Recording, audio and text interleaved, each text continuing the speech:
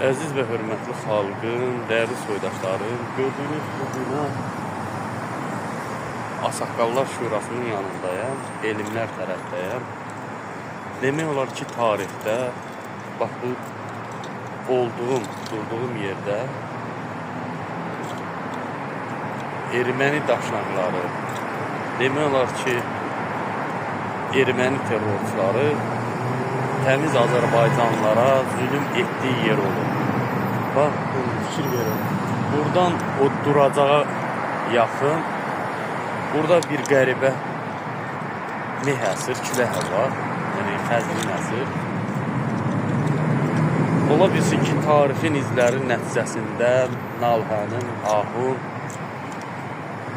insanların göz yaşlı olduğu üçün bu yer sanki bir qəribə bir his var. Yəni, hər bir insan gəlib həmən hissi burada müşahidə edə bilər.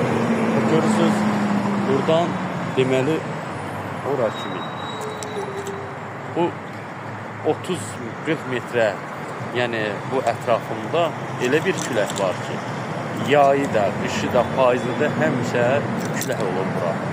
Yəni, əsir.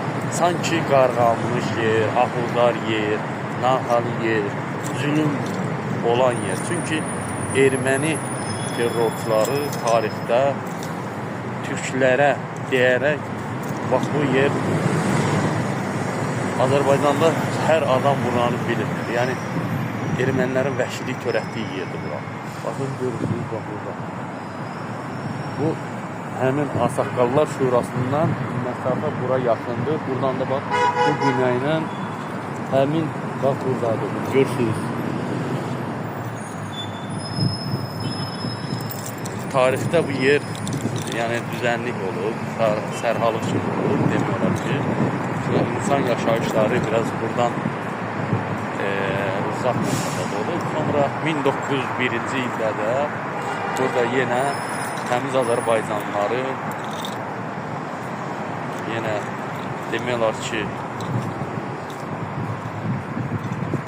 Rus vəhşiləri ilə demək olar ki, belə desək, erməni vəhşiləri Azərbaycanlıları burada zülüm edilmiş. Həmin bax, bu ərazidir.